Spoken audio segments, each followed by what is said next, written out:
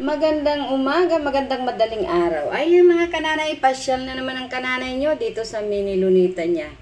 At tayo mamimili ng ating paninda mga kananay para sa ating buhay, hanap buhay. Ay, ito na nga't maganda ang mga gulay, sariwang sariwa, fresh from the farm. Ayan. Sabi ko sa anak ko, videohan ako. Ano ito pa? Konti lang mami, sabi ko na sa akin. Sabi ko, paano tayo kikita niya pag hindi mo ginandahan? Basta daw okay na yung konting video lang. Ay, siya mga kananay, pinagbigyan ko na. At naaayaw ko nang may kasamang gayon, di ba? O, di ba mga kananay, nai-stress ka rin pagkasama mo, mga ganang reclamadors. Okay lang yan, mahalaga na videohan ako na nasa mini lunita ako.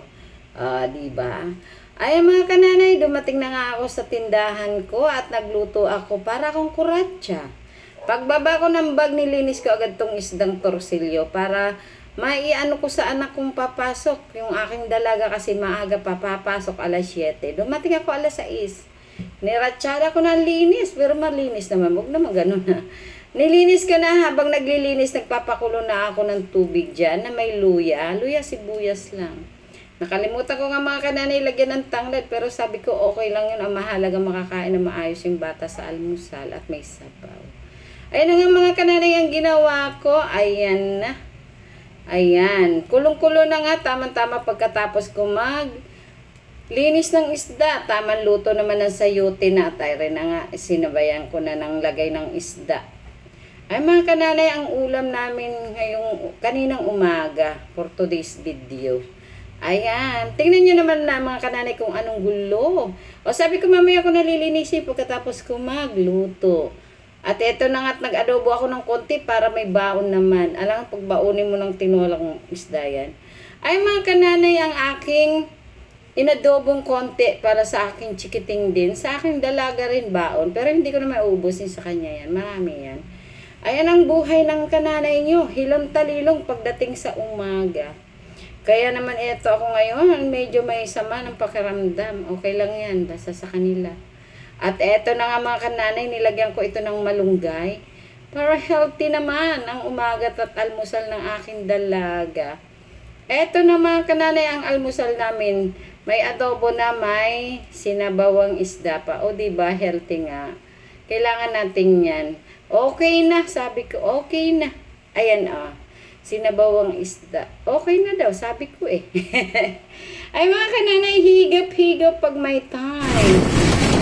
Fast forward tayo mga kananay. Dito na tayo sa hapon na ito. Alas 4 na ito ng hapon. Susunduin ko na nga ang aking dalaga. At ito na nga, medyo hindi maganda panahon. Umuulan. Masama ang panahon. Parang kananay nyo lang, masama ang pakiramdam. Ayan, thank you Lord. At kung nakarating na nga kami ng matiwasay.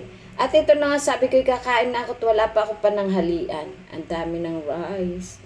Ay mga kananay, nag-isa lang ng pichay na may tokwa. Yan lang ang tanghalian namin. At bisugo na nilagyan niluto lang yan sa sa kamyas na tuyo. At ang sarap talaga niyan. Ayan lang ang ulam namin for today's lunch. Lunch na, 5:30 na. 5:30 na kami nakadating, kaya din na pala akong magla-lunch. May nakita nga akong bahaghari, sabi ng anak ko, Mami, ang ganda Paano ko ba mabibidyoan? Ang bilis ng takbo. Di ba? O siya mga kananay, salamat sa inyong panunood. Pagtyagaan nyo na mga kananay, hindi pa ako expert diyan sa mga video. Supportahan nyo na lang ako, di ba? Diyan lang, nagtatanggal lang ako diyan ng stress mga kananay, kaya pagbigyan nyo na ako. Ayan, ang sarap talaga ng paksiw na bisugo. Bye-bye, ingat! God bless!